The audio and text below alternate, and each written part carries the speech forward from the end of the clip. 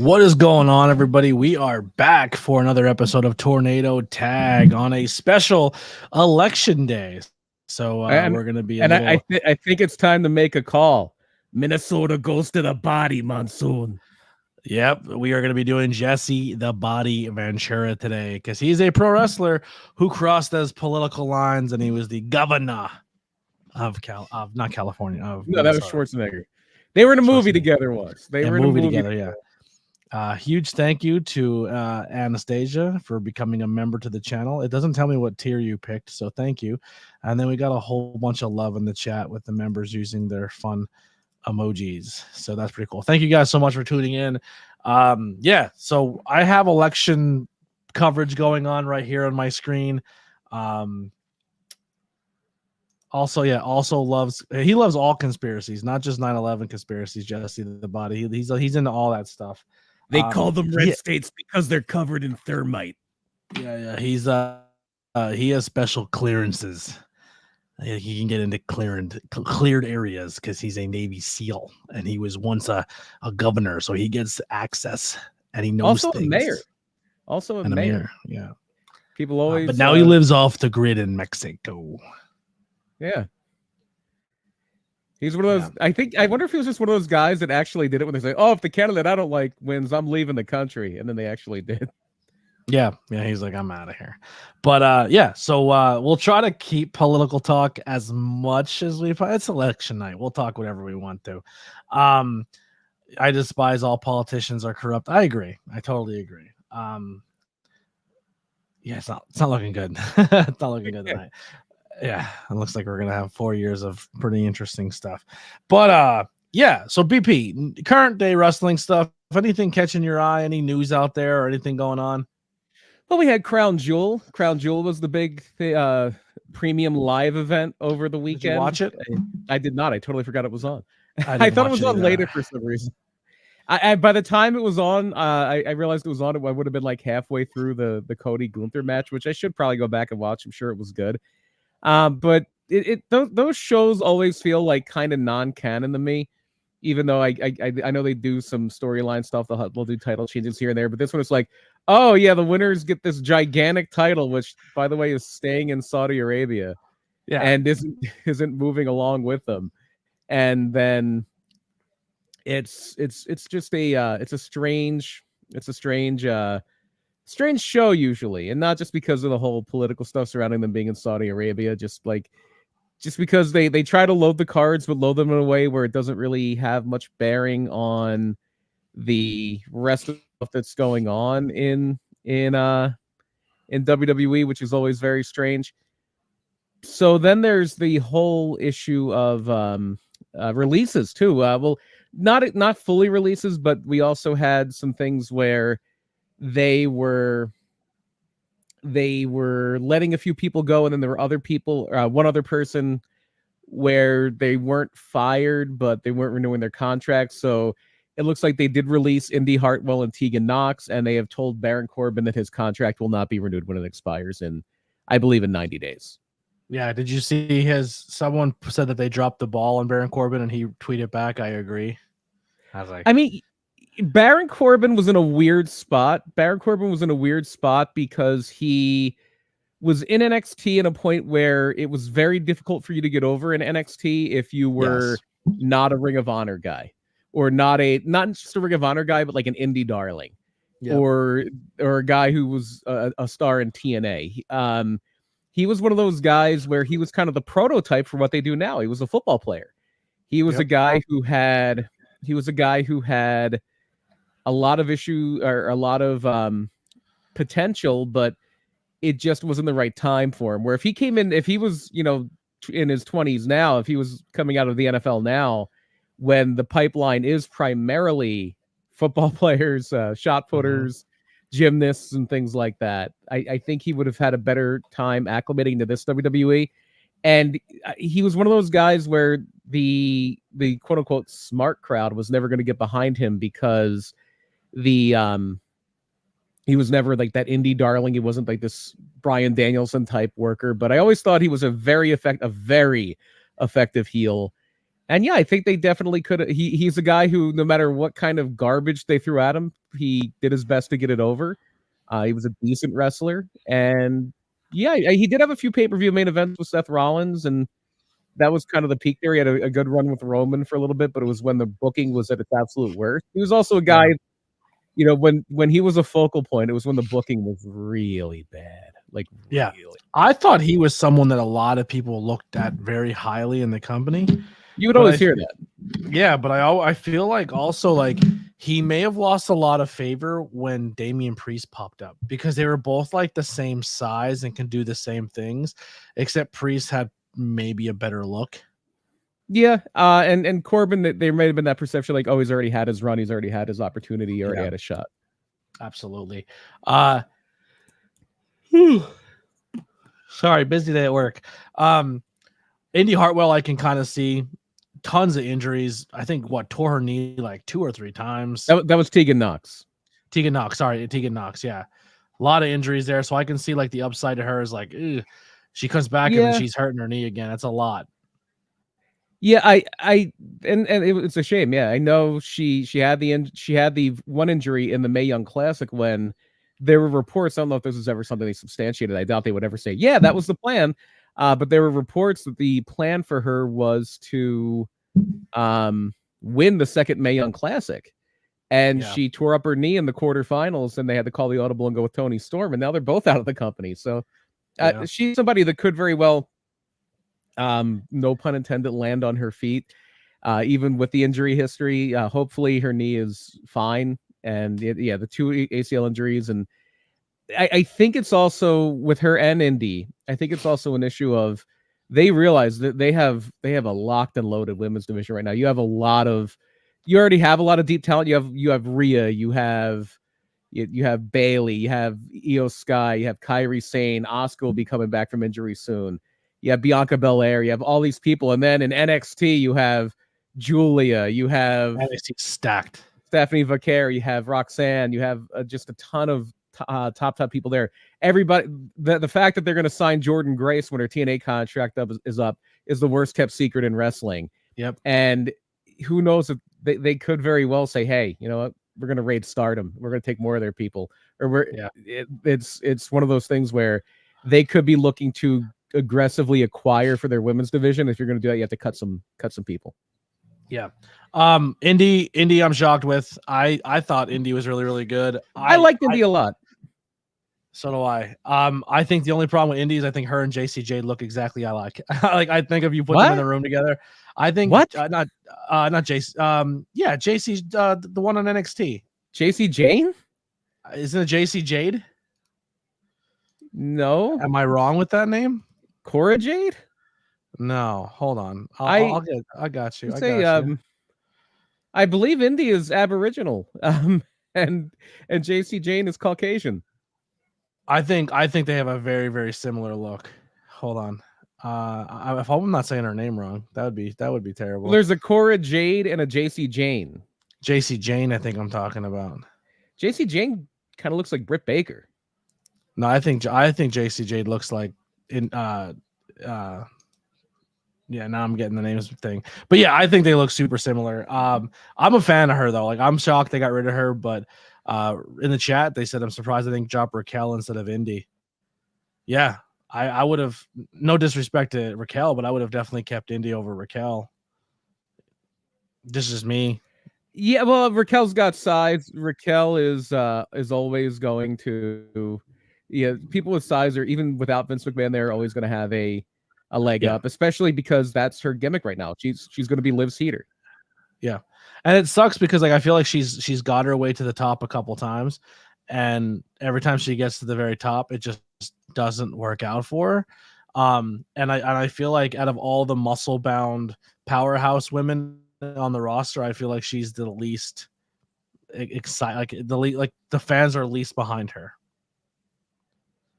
Over like your Rhea's, Bianca's, Jade's. It's been a lot of stop and start with her. She's in a new position.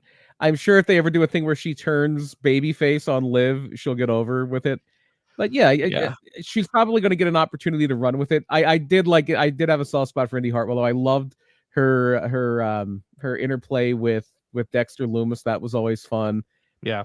And hopefully she lands on her feet. It's not being released from WWE is not the end of the road that it used to be. You can remake yourself. You can. Yeah, she would be great in a GCW. She would be great in a TNA. TNA. Yeah, she should definitely look. TNA should definitely pick her up. If I'm TNA, I pick up Baron Corbin too. Yeah, I mean, you can't hurt. Yeah, the only problem is you don't want to be. Oh, it's TNA. They pick up all the WWE. I mean, they're already known for that anyway.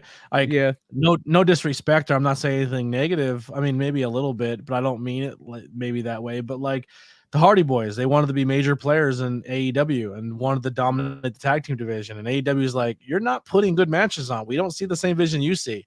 If you guys want to go, you can go. And they let them go. And then TNA's like, the Hardys, we'll take you. We have a young upcoming tag team that everyone seems to really like.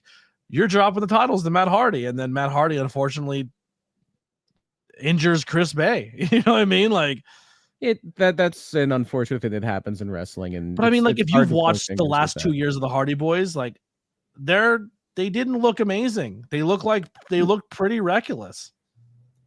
Yeah, I haven't really. I don't think there's any track record of them hurting anybody besides. Obviously, no, not at all. But I'm just saying, it's like their days. Their AEW run look like their days are behind them. And TNA brought them in and made them world champions. Just like they do with Bully, and they do with Tommy Dreamer and anyone else who talks on a microphone on Busted Open. Let's make them champions of TNA. And Tommy Dreamer diminishes your. Tommy Dreamer was the social media champion. I'm pretty sure if I asked nicely, I could become the social media champion. But what I'm saying is I think TNA already has that stink of, if you're a former WWE guy, you're going to make it here and we're going to disregard everything we work with our definitely, young talent. Definitely now more that Scott D'Amore's not in the picture. I can see that. Yeah. But I also understand, hey, we need attention. We're a very small fish in a very big pond, and the Hardys have a lot of name recognition. I also understand that. Yeah. Like, I don't mind Ziggler going over there because I think Ziggler can still be a world champion anywhere, and obviously he is. I think he's super talented, but like some of them might grab him like, man, you're sitting on like Chris and Ace and Speedball and all these really young, talented guys, and you're just like, yeah, I think Bully Ray should be our main event this week. It's like, are you high? Like, what are you fucking thinking? They're thinking Bully Ray has name value. He might draw money. And I just don't see it. I don't see it. But I'm also not the hardcore pay your money fan wrestling. You know what I mean? That's just not who I am. But so it is what it is. All right. That's been enough for that beginning banter. Let's get into the topic of the evening. Unless you have any other major things you want to cover. I don't really have anything offhand that I can think of. I have not really been watching modern day wrestling really. Like I'm not saying I'm not into it right now, but it's just I have other things going on, and I just don't really take time out to watch Monday Night Raw, SmackDown, and like I don't know. I'm not really into the storylines right now. I caught bits and pieces of Raw. I believe Alexa Bliss came back. I know it was. Oh, really? I don't know if that was on TV or if it was a dark segment. I know they did a battle royal, but I was kind of half watching. I was working on something, but yeah, they Alexa Bliss, or is she spooky? She's just Alexa Bliss. The spooky people kidnapped the Miz. Oh boy. Last time Miz met spooky characters, didn't he blow his ACL out with a bunch of zombies? Yeah, that was the infamous zombie match where him and was it him and Damian Priest or him and John Morrison or something? And the zombies ate him, and then he came back. That's like when John Cena went to the Phantom Zone. Yeah. Yikes. Sorry, Miz. All right, let's get into it. Jesse, the Body Ventura. And do you want to talk about somebody that's one of the old school like, sports entertainer types? No, he was maybe if you've no, he's doing just fine. The Body. Excuse me. Alexa Bliss came back from the Baja. I was a frogman. I found her underwater and went into a search and rescue mission monsoon.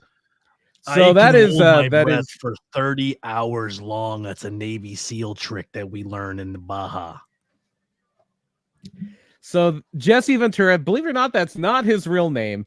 Even though he was able to run under it, I don't know if he changed his name legally or how that happened, but he was born James George Janos in Minneapolis, Minnesota. I apologize for yawning so much. I don't know why. I'm not tired. I don't know what's going on. So he is, as you would think, from Minnesota. He is a born and raised Minnesota boy, where he would go on to his fame, and well, I guess his fortune was mostly outside of Minnesota, but his highest fame was probably being the governor there. And so sorry, I had a coughing spell like right before we got on here, and I can't shake it now. So yeah, we do have the whole military thing. That's a very big part of Ventura's early life. His parents were both in World War II. His mother was in the medical side of it, I believe. She became an anesthesiologist and worked in hospitals in and around Minneapolis. And Ventura himself was he was in a Vietnam vet. He was in Vietnam, but he did not see combat. He was in a non-combat role. And he was part of, I think there's always this controversy about him being a Navy SEAL. He was part of the underwater demolition team, which later evolved into the SEALs, but I believe it was a kind of, there's always been this little controversy. Was he a Navy SEAL? Was he not a Navy SEAL? But one thing he definitely was somebody who got really into bodybuilding. He wound up leaving Minnesota after coming back from the war, after getting discharged from the Navy. He winds up going to California, and he would dabble with biker gangs, according to him, but he never really got fully into them. And then he realized that this isn't the life for me. So he does go back to Minnesota, goes to college on the GI Bill, really gets into weightlifting and gets into karate. And this is like this is the 70s. This is when Bruce Lee is huge. This is when Chuck Norris is starting to make a name for himself. So this is the perfect time for somebody to really get into that whole thing. And he winds up becoming a bodyguard too. Worked a little bit for the Rolling Stones, worked a little bit for the Dead, did a lot of different things like that, and finds his way in the professional wrestling. But even Jesse Ventura would admit he wasn't going to be confused with, I'm trying to think who the contemporary, like today you would say like, oh, you would never confuse him for Bryan Danielson or something like that. You would never confuse him for pick your favorite accomplished grappler. He was definitely more of a character. He was more of a, and this is before this word existed, sports entertainer. And like a lot of bleach blonde muscle guys in the 1970s, he took a lot of stuff from two guys. It's almost like that was by design, right? It's almost like that was planned. It's almost like we planned it that way. Chat said, talking about the former governor on election day. Good evening, fellas. See Henry. Yeah, that was the goal. Yeah, that was the goal. So he takes the name Jesse Ventura because of Ventura Beach, California, and he is modeling himself after Gorgeous George, like a lot of heels in the 70s did, especially the ones that were bleaching their hair and being kind of pompous. He even took, and this is something I've always associated with Jesse Ventura, but it was a Gorgeous Georgeism. Win if you can, lose if you must, but always cheat. That was a Jesse Ventura-ism from the early days that he kept on going through his days in WWF. And even though there was a little Gorgeous George there, like Hogan, like a lot of people, he borrowed very heavily from maybe, and this is a controversial thing to say, maybe the most influential wrestler of the 1970s, Superstar Billy Graham. Yeah. There's a lot of people who really lifted a bunch from Superstar Billy Graham. Growing up, I seen Hogan obviously first, like Hulk Hogan is my introduction to wrestling. Mm-hmm. And then I went back and seen Jesse and Billy Graham, and I was like, these guys just look exactly like Hulk Hogan. Like, why'd they all rip off Hulk Hogan? And then I was like, no, they all ripped off Billy. They all ripped off Graham. Yeah. And Graham was so like Graham, if he would have been a few years later, he would have been Hogan. He was a better talker than Hogan. So it's in the mid 70s that Ventura winds up becoming a wrestler. He winds up working for Don Owen in the Pacific Northwest territory. And he's Jesse the Great Ventura. Wound up teaming with Playboy Buddy Rose, wound up doing the loop there. They mainly would hide Jesse Ventura in tag teams because, again, his ring work left a lot to be desired. He was by no one's estimation a good bell-to-bell wrestler. He was the epitome of sometimes the goddamn bell's gonna ring. But he was so charismatic and was so good at getting heat. He still got over. But he still got over. Everywhere he went, he got over. And he did spend a lot of his time as an active wrestler in his home territory of the AWA. Excuse me, I think I might be getting sick. And the great week for it, huh? Yeah. So AWA is where he gets the nickname that he's going to be kind of saddled with for his entire career. He tried to get it changed to the Mind later on as a politician, but I don't think it ever stuck. This is where he becomes Jesse the Body Ventura. The Body. I'm the Body. I feel like I have something stuck in my throat and I can't get it out. I'm so sorry. Get it out of you. Do you have a drink? I finished it already. So it's in the AWA where, again, he is primarily a tag team wrestler, and he winds up forming one of the great AWA tag teams of the late 70s, early 80s, the East-West Connection, with him purportedly being from the East Coast or the West Coast. He does not sound like he's from California. If you just kind of listen to it, he has that, it's Minnesota, but it's Minnesota like this, Monsoon. Yeah. And this is not the Adrian Adonis that you remember from late in his run in the WWF, where he's in a dress and wearing pink trunks and wearing makeup and he's hosting the flower shop. This is the badass biker Adrian Adonis, who is kind of a serious threat. Now, when I say this, I'm not saying this to be disrespectful, but obviously Adrian Adonis was trying to look more effeminate and maybe like a gayer character. I thought he looked gayer as a biker than he did as Adrian Adonis. Okay. All right. I'm just gonna be honest. He went from feminine to leather daddy. Like I went the opposite way. He went from leather daddy to feminine. Yeah. I was just like, I look at old leather, like Adrian Adonis. Even then, I was like, he still looks like super gay character. Like I was like, oh, that's always been his thing. Like even him as the badass biker, I was like, okay. Well, you should look up old pictures of the Road Warriors. You should look up old pictures of the Road Warriors. You should look up the video for the Fabulous. Are they like BDSM boys? Well, that's more Demolition, but they were taken off of like Humongous. Yeah. So were the now the Road Warriors, like they did a lot of leather and stuff like that in their early days too. And they are the North. Could you imagine? What is it called? Dust? I almost said the North-South Connection, but that was Adonis and Murdoch in the WWF. Yeah, because the East-West Connection does have a very healthy run with the AWA tag team titles in the very early 80s. Luzerne County's voting place got evacuated for a bomb threat. There's a bunch in Georgia that the same thing happened. Yeah. Yikes. So I voted. Sorry. One of the reasons I voted by mail. I was there first thing this morning. I got it done right away. So the whole thing is kind of cut short with the East-West Connection because they both go to the WWF. And this is before the full court press on Vincent K. McMahon taking over. They're just moving on. Jesse Ventura is a guy that was tailor-made for the WWF, especially when superstar Billy Graham's kind of receding. So yeah, he's not the superstar, but he can talk and he's got a great look, and they come in there and they're managed by classy Freddie Blassie as if Jesse Ventura needed a manager. But this is back in a time when every heel had a manager. Every heel pretty much either had Blassie or Albano. When he was alive, the Grand Wizard. After that, Fuji was actually still a wrestler at this point. So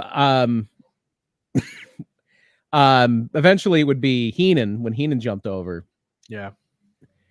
And he had some runs with Backlund, but Jesse Ventura's run as a wrestler you would think he would have been a guy that was in prime position to really, really flourish when the whole Hulkamania thing was starting to come up. And when Vincent K. McMahon was fully taking over and doing his national expansion, because he had everything that Vince wanted. He could talk and had a great look. And Vince didn't really care if you were a good wrestler. That was third or fourth down the list of things he cared about was, can you have a good wrestling match? Yeah, who cares? It's a muscle show with promos. Yep. And he would do things like arm wrestling contests with Ivan Putski, who was the local babyface strongman. He would have run-ins with Hogan.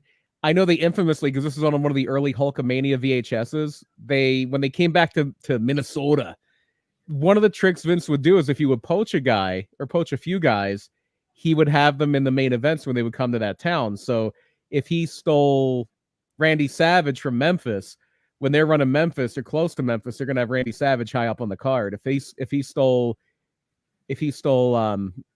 Rick Rude from World Class or Rick Rude from Crockett, he's going to have Rick Rude high up on the card when they come to Crockett. Big Boss Man is going to be high up on the card when they go back to the Carolinas or Virginia or something like that. So when they are running Minnesota, after they've had Hogan for a little bit, but then they poach Ventura, they poach Heenan, they poach a few other people, and Fuji is kind of easing his way into managing at this point. They infamously did a tag match in Minnesota or Milwaukee or one of those AWA stronghold places. I forget which town it was exactly, where it was Hogan and Mean Gene Okerlund it was actually against George Steele and Fuji. But after the match, after Hogan and Mean Gene win, they start to tease Jesse Ventura is going to go up against Hogan next. And he did have a few matches with Hogan in late '84, but then he goes to Vince and he says he has to retire because he has blood clots in his lungs. And he would always say that this was due to Agent Orange exposure when he was in Vietnam, which is very possible. Like that stuff really messed with people. Yeah. And he was over there. He might not have saw combat directly, but he was over there. And I was mixing buckets full of it, Monsoon. I was underwater blowing up the holes from the outside. So he did wind up coming back for a little bit with Randy Savage and some tag teams. He wound up, they would always tease things with him and Bruno, where they never really had a thing with him and Bruno Sammartino, but they'd always kind of tease it. But where Ventura really, really shone, he had like a 6-man tag with him, Piper and Orton, against the Scufflin' Hillbillies on a Saturday Night's Main Event. And they would always have Jesse kind of prodding at the baby faces.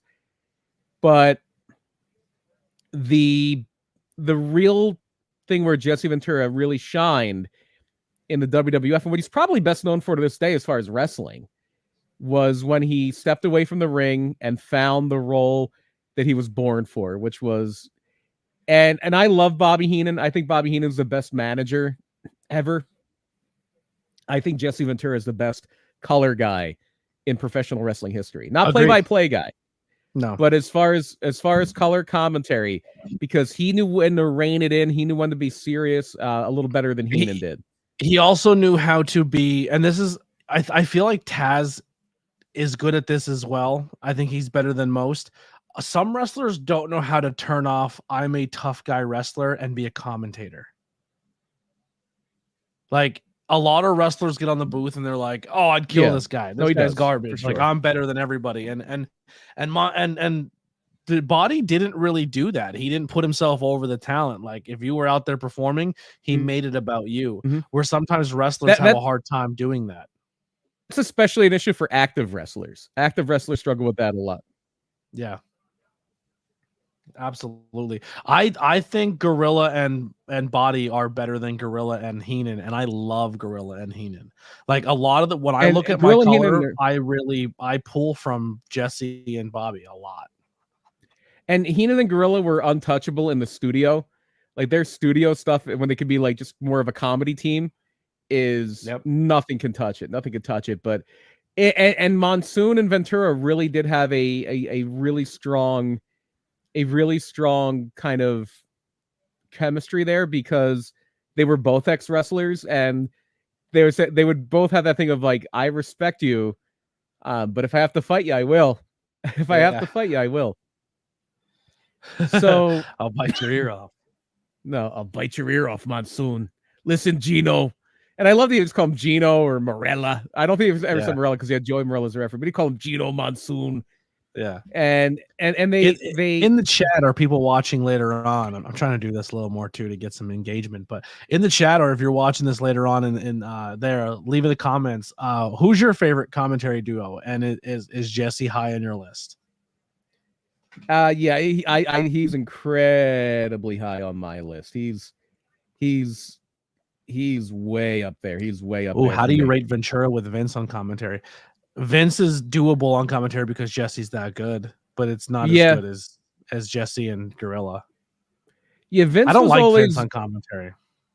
He was always okay at being able to put a story over because he knew where the stories were going and the direction they wanted to push, but he was a little over the top as far as he would have been better as a color guy. He would have been better as a color guy, but he was kind of thrust in that play-by-play role because back then color guys were almost always ex wrestlers or managers or something like that. And Gorilla was kind of the oddity of being a play-by-play guy who was an ex wrestler. Yeah. But they would always find ways to keep Jesse in the mix. He would have a lot of segments on TNT. He was one of the original hosts of Primetime Wrestling before they put Heenan in that role. He would do a lot of backstage interviews and commentary on Saturday Night's Main Event. He had his own interview segment called The Body Shop. When Roddy Piper went babyface, they would have Jesse do the heel commentator thing. And he was very, very good at that. He was very, very, very good at that. And Ryan Vox says Jesse and JR is underrated. I also believe the JR gimmick was all Jesse's idea. Interesting, because I know Jesse was in WCW by the time Ross was JR in WWE, but who knows? Yeah, maybe that was the thing. I always felt that in WCW, Ventura had much better chemistry with Tony Schiavone. I thought Ventura and Schiavone, they were one of those commentary teams where even though they were kind of antagonistic, you could tell they liked each other. And you could tell they had like a bit of a rapport that way. Which kind of like Ross and Lawler. Ross and Lawler always had that for me. Yeah. And that was and Ross was very good at reining in Lawler to a degree, even though it was the Attitude Era, so everything was over the top. Everything was a little bit wild. And so Ventura runs into a little bit of an issue though at WrestleMania 2. At WrestleMania 2, he has WrestleMania 1, it's Ventura and Monsoon on the call, but WrestleMania 2, they were all over the place. You got to remember, WrestleMania 2 is where you had people in 3 different things. Like it's Vince McMahon and Susan St. James in New York. And I remember Ventura and Elvira were in LA, but I forget who was with them. It might have been like Craig DeGeorge or something, because I think Monsoon was in Chicago, but I don't remember or anything like that. It's funny with the whole thing with JR with Schiavone and Ventura. I remember now. I was just watching one of the old Halloween Havocs for last week.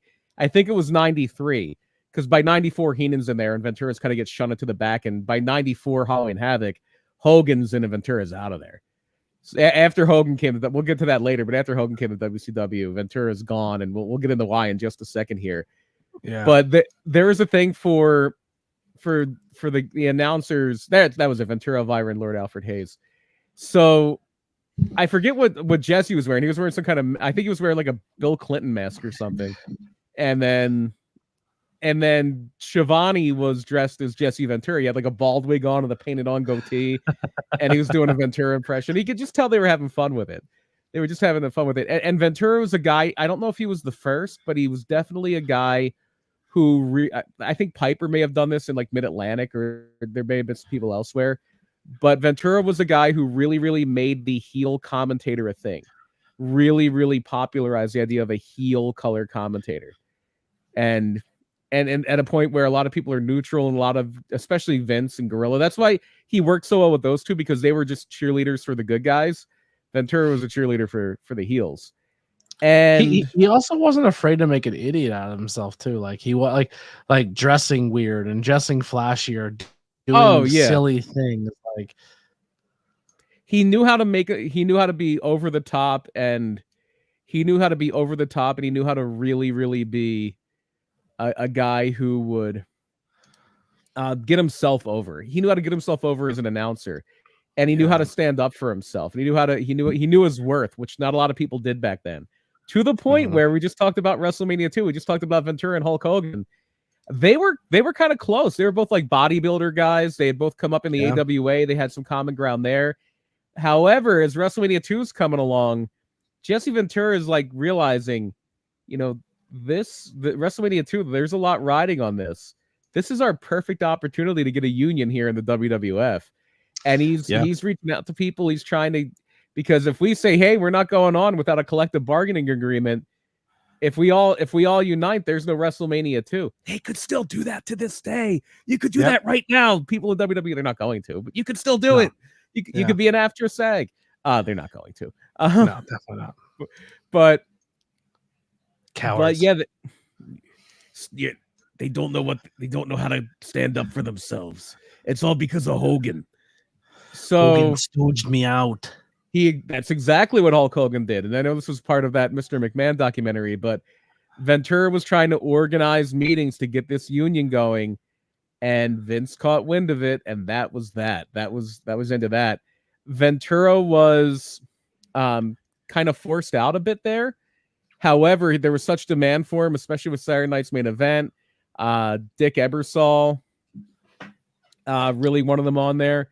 I found this photo real quick. I wanted to post it real fast. So this is for the audio listeners. Sorry, go check us out on YouTube. But just fucking Jesse, like, yeah. Oh, he was great. He's a mad doctor, I think. Yeah, that's it. Yeah, it wasn't Bill Clinton. It was just mad. That's what I was talking about. Yeah. Yeah. He was just like I gotta step away real quick to use the bathroom. Are you good to be solo for a moment? Oh yeah, totally. Let's go for it. So yeah, we're gonna talk about the return of Jesse Ventura. He wasn't really out of the picture that long because of the unionization thing. He had enough of a name for himself, and he was enough of a star, even as an announcer, where he kind of was able to get back into things. But he was also always having an eye out for projects outside of the WWE. He was always somebody that was very business minded. There's a guy now who doesn't really get a lot of notoriety as a household name, but he's somebody who is incredibly important to pro wrestling to this day. A guy named Barry Bloom, who was the first and for a while the only talent agent who would represent a lot of pro wrestlers. He was Triple H's agent, may still be. He was Goldberg's agent. He was a lot of people's agent. And his first client in professional wrestling was Jesse Ventura. And he negotiated a lot of good deals for Jesse, and a lot of deals that would wind up becoming issues later. In 1987, he gets a deal in his contract where he was able to, or he tried to get a deal for royalty rights for videotapes, but he was told that only feature performers get them. Although he would later find out that wasn't true, and he would sue, and he would wind up winning millions of dollars from the WWF in the 90s, in a point where they were just getting hit with lawsuit after lawsuit and legal issue after legal issue, between the George Zahorian thing and the Chuck Austin thing and a million other things. But Jesse's also looking to go beyond pro wrestling in the late 80s. He has a huge feature role in The Running Man and Predator in 1987. And that's where he does meet another future governor in Arnold Schwarzenegger. And they are both huge parts of a huge movie that is still having sequels made to this day. And works with Arnold again in The Running Man. We're talking about Jesse and the Governor, another politician, I believe he's in the WWE Hall of Fame. I know he inducted somebody in the Hall of Fame, but he had a few appearances there. Yeah. And I Could you imagine going back and just, sorry to cut you off. You mentioned going back and like watching Predator, and you're like, two of these guys are gonna run office one day. You're like, get the Carl Weathers and the Alien. Yes, I'm all for it. Carl Weathers and the Alien. Yeah, didn't see that coming. And he does take some time off. He doesn't do a whole lot of commentary in '88. He takes some time off to shoot some movies. He winds up being the special referee for the Mega Powers and the Mega Bucks at the first SummerSlam. But he does stick around WWF for a little while. He even did some football. He even did some football. Jesse's not in the Hall of Fame? I guess that makes sense. Ventura's in there. I believe Ventura went in the first year they brought it back in 2004, I want to say. The one before WrestleMania 20, I believe that class had like Bobby Heenan, Greg Valentine, Ventura. I want to say he's in the Hall of Fame. Yes, tag team. Yeah. So what? That was... Wait, there's a TV show where Jesse and Piper play cop wrestlers? I believe it was a pilot, and they aired the pilot as a movie. Yeah, Ventura is in the WWE Hall of Fame. Ventura is also he was the best color commentator in the Wrestling Observer Newsletter Awards from 1987 to 1990. He won the Frank Gotch Award from the George Tragos Luthez Hall of Fame. But yeah, there was, I remember seeing this. I remember seeing this when it came on. I forget what network it came on. But yeah, so after Predator, after Running Man, after No Holds Barred, he was also in a movie called Repossessed, where it was like a spoof movie, like Naked Gun or like a Scary Movie or one of those, where it was making fun of The Exorcist, and it was like an adult Linda Blair, and Leslie Nielsen was the priest. And as he's trying to do the exorcism at the end of the movie, Ventura and Mean Gene Okerlund are just calling the action, which is a fun thing. But yeah, so in the early 90s, he does a pilot called Tag Team, where he and Piper, are wrestlers who are also cops, which I don't remember a whole lot of it, but it was definitely a real thing that really happened. What a missed op. That's a great. I have to look that up. I really want to see that.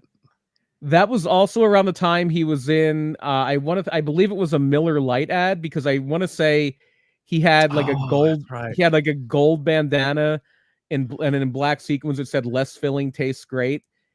And so yeah, he was getting a lot of work. And again, this is something I said when you had stepped away. He was one of the first wrestlers to have an agent, which helped him a lot. And his agent wound up going on to represent a lot of other wrestlers and he also had like a good relationship with Schwarzenegger.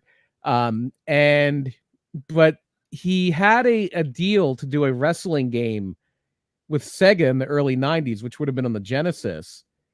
And Vince is like, no, you can only be in a WWF game. And that became like an issue. And this whole issue with royalties, where he was told that only featured performers get royalties, and that wasn't the case. And then he finds out and he sues. All of this leads to an exit from the WWF for Jesse Ventura in the very early 90s. And this is when Heenan is kind of going to fully go into the commentary mode and really step away from managing. And Ventura, he was keeping busy. There was a show, a syndicated show in the early 90s called The Grudge Match. And it would be like, oh, we're roommates and we're arguing over who doesn't do the dishes, and we're gonna settle this on the grudge match. And you would box with oversized gloves or hit each other with like foam bats and things like that, or it would be in a ring, or there would be like something related to it. Like there might be a sink full of dirty dishes, but they're like made of breakaway glass, and you throw dirty dishes at one another.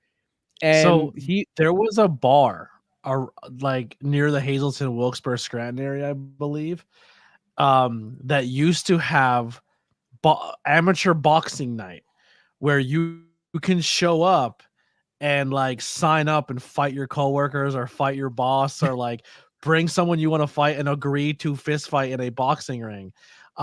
Needless to say, it did not last long. Shocking. I bet it didn't. Yeah, these are like if you like, these boxing gloves are so big you might as well have been pillow fighting. Yeah. It wasn't a thing where like they were really trying to hurt one another. Boo. And it wasn't like, what was that show they had on Bully Beatdown? Do you remember that show? Bully where they have like the local dude around us, Pat Murphy? Mm-hmm. Is it Pat Murphy or John Murphy? John Murphy. I think he's from Minersville, but he was on Bully Beatdown. He was a fighter. He was one of the first ones that like he was beating up the bullies so bad, and then just for some reason he wasn't supposed to, but just head kicked him and like. Okay. And the bully won because he head kicked him by DQ. Yeah. Like you can't won. He won. Yeah. So yeah, in the break from wrestling doesn't last too long because he does wind up going to WCW in 1992, working with Jim Ross a little bit, working with Shivani after Jim Ross leaves the company. And again, what really kind of ended that run was two things. Bobby Heenan came in.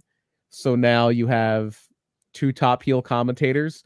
I remember Slamboree 94 because I've watched that show back a ton because I was there.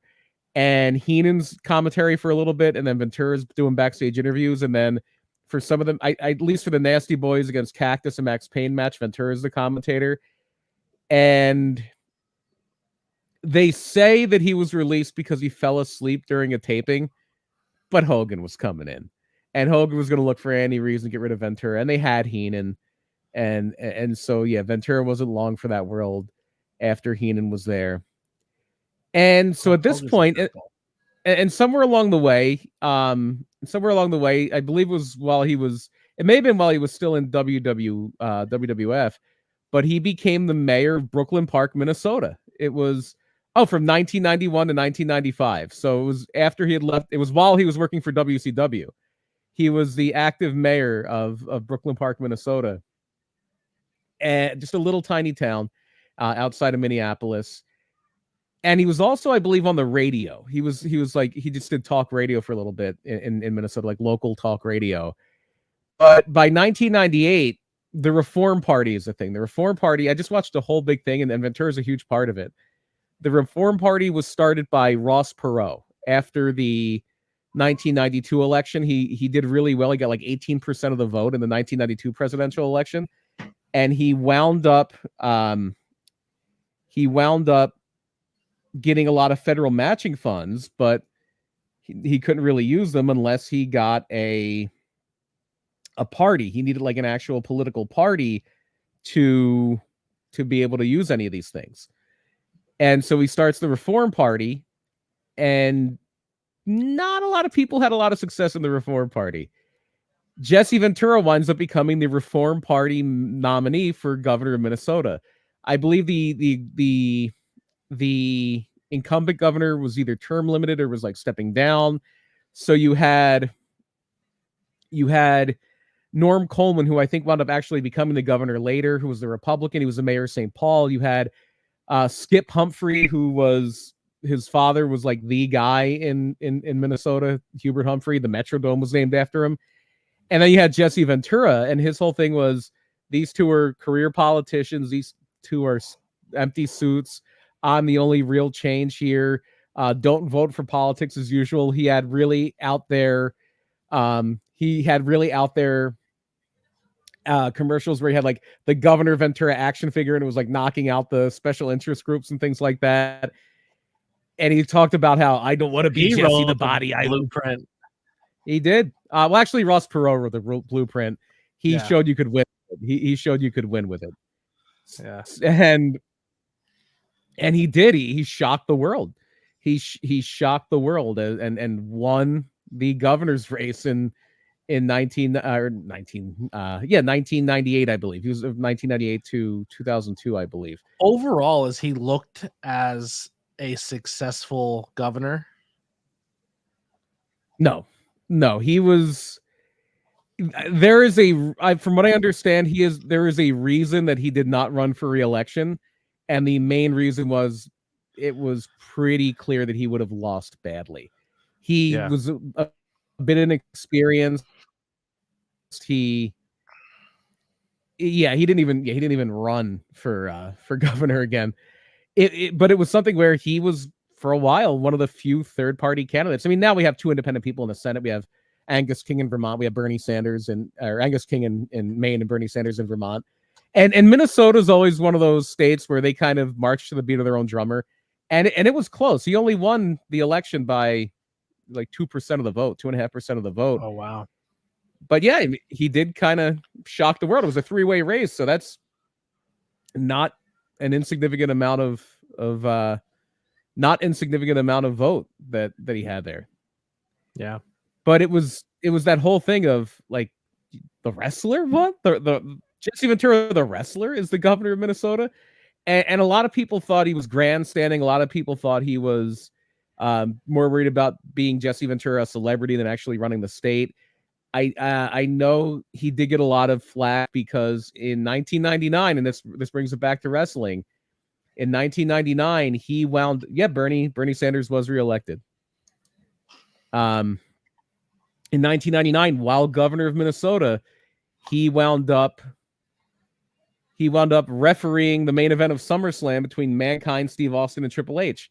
In fact, a lot of people think that's why Triple H didn't win the title until Raw the next night. Mankind wound up winning the title because they didn't want Jesse Ventura, even though he's a heel his whole career, to have to raise a heel's hand. So that's why they had Mankind win it. And the other butts and seats. What's that? Oh, yeah. Put butts and seats. Well, he was only champion for a day. He literally lost the next night.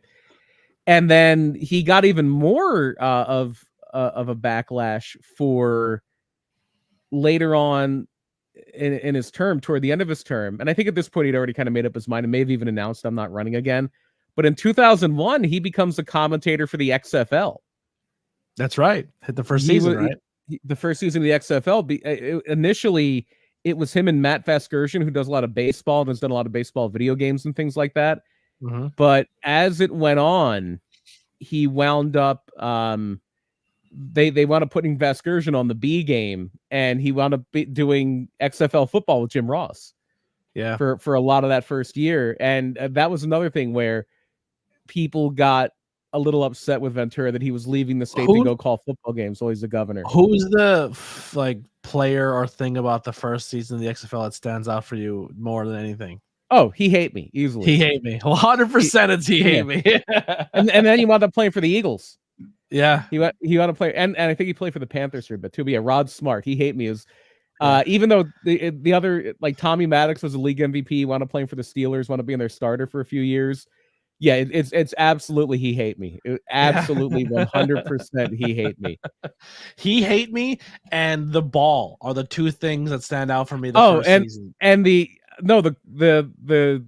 whole thing they would have to do where they would put the ball at the 50-yard line and you'd have to run to get it instead of doing a coin toss. And like the first week they did it, half the people got hurt. Yeah, like everybody was separating their shoulders and stuff or breaking their fingers.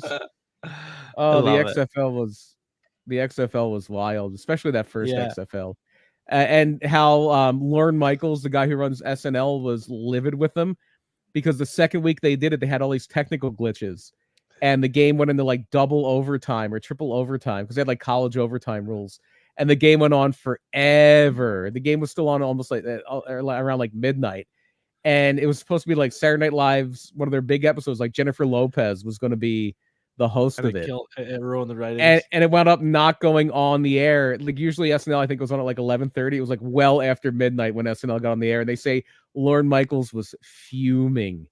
And that was the second week. Well, like the first week the ratings are pretty good, and then the ratings started to really tank. And then the rebrand of the XFL, I'll never forget. Like I was like, oh crap.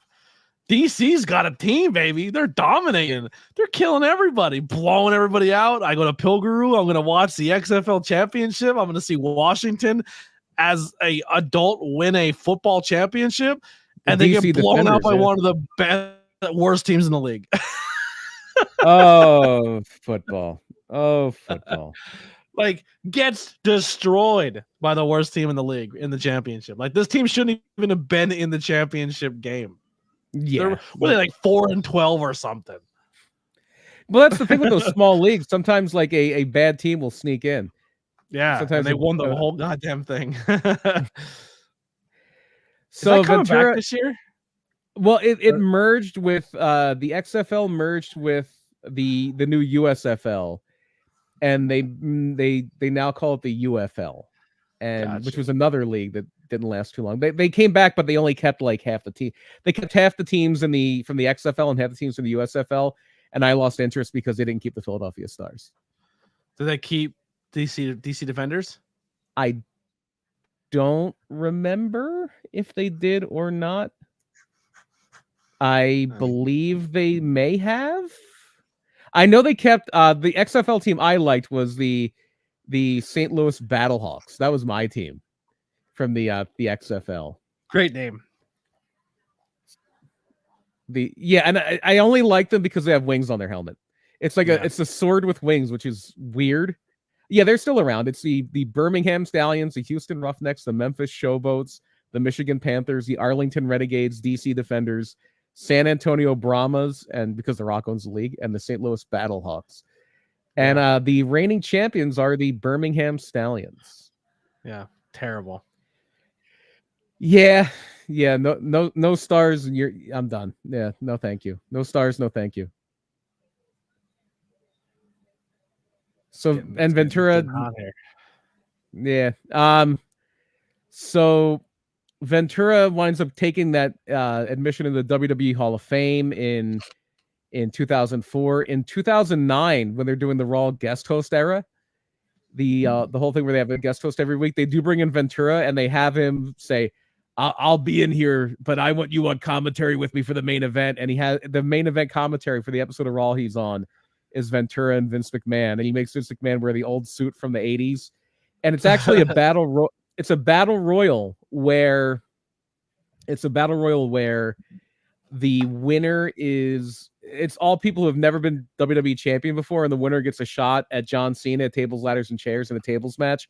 Sheamus wins the battle royal and then goes on to beat Cena for the WWE title, and the match was set up by Ventura. But it seemed like he's almost like a Bret Hart type, where it seems like he'll occasionally do things with WWE, but he'll also take shots at WWE. But it seems like a lot of his axe to grind was more with McMahon himself than the company, because since the whole thing where McMahon has been out of the picture, Ventura came back. They say he's going to be involved with the new Saturday Night's Main Event. He's a guy that's very synonymous with that show, with the backstage interviews, of being on commentary at times. It's going to be interesting to see. I don't know how great Ventura would do on a whole show as a commentator, just because the product now is so much different. I'm sure he hasn't been paying a lot of attention to professional wrestling for the last 30 years. And he's also 73 years old. But who does the best Jesse Ventura impersonation? Killer Cross. Will Sasso is a close second. Will Sasso is really good. Will Sasso could go on a full. Like, here's what makes I think Will Sasso better than Cross. Cross is like a wrestling fan, so he can quote Jesse and say old school Jesse stuff. But also, like, Will Sasso is a giant wrestling fan, but he's also has that improv skill where he can just make up a story and just do it as Jesse. I lean more towards Sasso. Yeah. Well, yeah, Sasso's a better comedian, so he's going to be able to riff better. But yeah, when I first heard that Chris Van Vliet video, where he is just totally freestyling this Jesse Ventura thing, I'm like, this is incredible. Did you see when Van Vliet had Jesse on? Cross shows up and does his impersonation to Jesse in person, and then they call in Sasso, and Sasso's talking to Jesse through the phone as Jesse. Yeah, that's impressive. That's a lot of fun. So good. I would just say bring Cross in for like Saturday Main Event and just be Jesse the Body Ventura. Well, they're gonna get the real Jesse Ventura for it seems. Yeah. Just pass the torch. Just let Cross be the new Jesse the Body Ventura. You could do that as well. And Sasso had experience because when he was on Mad TV, at the same time that Ventura was the governor of Minnesota. Minnesota was and they would do a lot of sketches. In fact, when Sasso did his whole thing with Bret Hart, where they did a thing setting up Bret Hart wrestling Will Sasso on Nitro, it was because they did a whole angle where Bret was supposed to attack Will Sasso on Mad TV and put him in the sharpshooter. I think threatened one of the other cast members, Deborah Wilson. I think he might have threatened her, maybe pushed her or something. But I think it all ended with her turning heel on Will Sasso for some reason. It was just one of those things where WCW was losing the war and they were just doing anything they could for publicity. So RoboCop and Chucky and that was way earlier. RoboCop was Chucky wasn't, but RoboCop was like 1990. Chucky was around the same time. The Chucky and Rick Steiner thing was around the same time. All right. Anything else for Jesse, or are we about to wrap this one up? I think that's pretty much it. What an interesting. He had a movie. They did a movie about him on NBC. Chris Kanyon was very involved in it. I think he did the stunts. He wasn't the actor that played Ventura, but when Ventura would wrestle, it was Chris Kanyon actually doing a lot of the work with it. It was that and Ready to Rumble when they did a gimmick with him where it was like Champagne Canyon, who was a big Hollywood star, because he did the same thing for Oliver Platt in Ready to Rumble, where he was the guy who would be doing all the wrestling when Oliver Platt was doing all the acting. So we do have some episodes coming up. So next week on the show, we'll be doing the history of the United States Championship. So that'll be coming up next week. So we'll be doing that. Whoever books RoboCop is a genius. Ryan Vox will always love RoboCop coming out because he then booked RoboCop to come out at an Outbreak show. I just remember sitting in the crowd going, what the fuck? I was like, where did they get an accurate RoboCop suit? That was impressive. And then after, on the 12th, the history of the U.S. title, everyone get your homework ready. Dial in your peacocks and tune in to Survivor Series 1998. That's what we're going to cover on the 19th. And then the 20th. Yeah, the 26th. The day after Thanksgiving, we're going to have full bellies. We're going to be thankful. But you know what else we're going to do, Brian? We're going to lie. We're going to cheat. And we're going to steal, baby, because we're going to be doing the history of Eddie Guerrero to probably a guy we're all pretty thankful for when it comes to professional wrestling, right? That's a guy I would say in a nutshell, very thankful for his career. In December, I think I'm going to rearrange the order. And I think in December, we're going to start off with a show. And we're going to start off with Starrcade 1993. And then we're going to do the history of the Armstrongs. That's going to be a fun one. I'm looking forward to that. Yeah. And then we're going to do, because, you want a good Christmas gift, and one of the best things you can get for Christmas is gold. How about 10 pounds of gold as we cover the history of the 10 pounds of gold title? And then to roll out the new year, the 2025 or 2024 around Christmas. Around out 2024, around 2024 for Christmas. Another guy who I think is jolly and gives everyone good feelings for the most part is Mick Foley. Let's just end the year with the history of Mick Foley. He likes Christmas. He's a big Santa Claus guy, so that's how we're going to close out the year of 2024 Tornado Tag. Also, we do have some show reviews coming up. Myself and Lily will be doing the Camp Leapfrog reviews, so we're going to be doing those. Be on the lookout for those. Also, possibly this in the month of November, December, we're going to be bringing back or adding a post show to some wrestling things, or just maybe on a Friday, Saturday, Sunday night where me and Lily are going to recap what's been going on in this week in wrestling. So it makes me watch more modern day wrestling because I've been really, really terrible at doing that. But BP, you got some shows coming up for November. Let's plug them. I do. The big one is going to be this Saturday, November. I almost said September. I'm way behind. This Saturday, November 9th, PPW Engage at the Slatington Expo Center.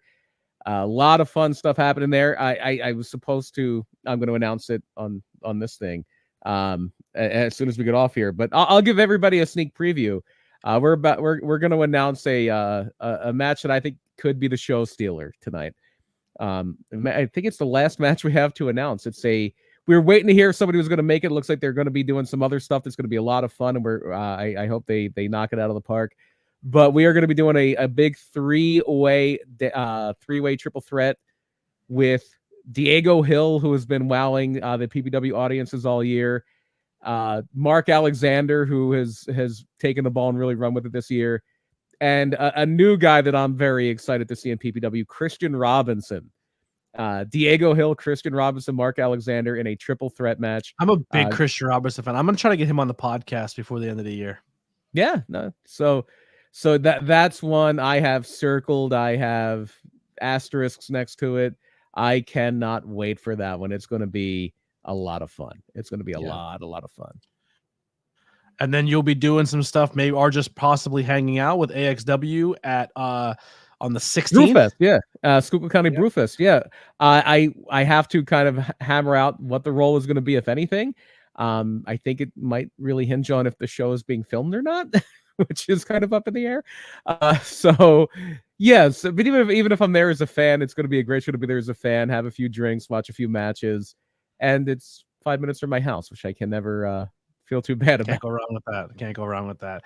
On the 16th, I'll be at New Era Pro Wrestling for the heist at the Falcons Nest. So come out and hang out. We're gonna have some really cool stuff. Come out and support pro wrestling wherever you are. Just go out and support every weekend. Try to go see a show. Support your local scene, because that's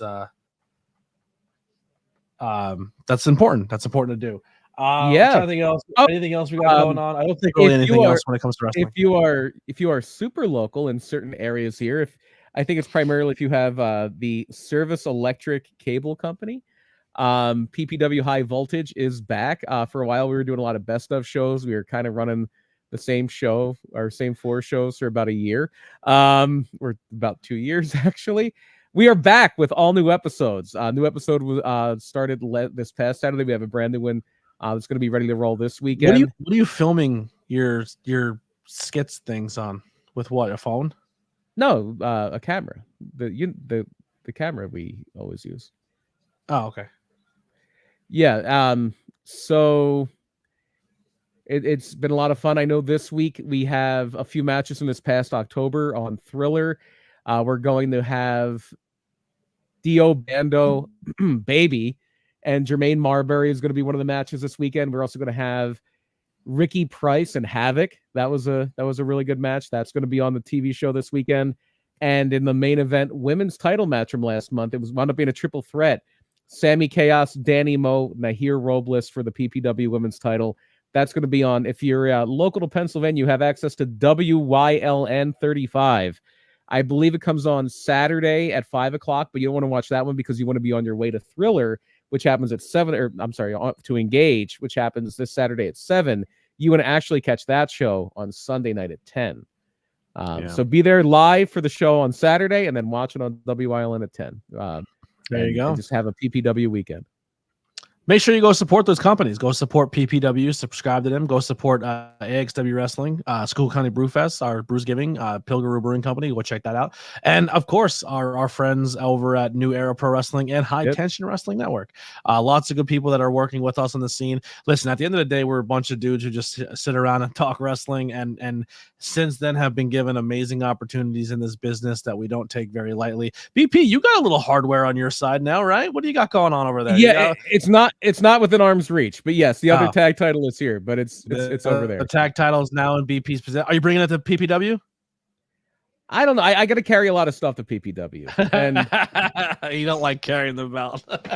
I don't like carrying the belt when I'm kind of not the boss, but the boss's assistant. You don't want to be a mark. I completely understand where you're coming from. I may have another belt in the production coming very, very soon, and then I'm done for a long time. I want my Golden Era title, so I have my Golden Era tag team. I got my Golden Era Intercontinental, and there's only one other title, so you can do your imagination. But hopefully that's going to be in the works soon, so I will have my 3 Golden Era titles. I think the only other thing I would really have to add to that would be the European Championship, because that's pretty much the only other one in that era. Yeah. If you want to be a big D'Lo Brown fan. Yeah. I mean, I've been to Europe, so I feel like I'm justified to have it, you know? Yeah, the UK is like kind of Europe. I mean, it is Europe, but they didn't want to really be united with them. Yeah. We'll figure it out. But that'll do it for Tornado Tag. We'll see you guys next Tuesday. Probably shoot for 7 o'clock.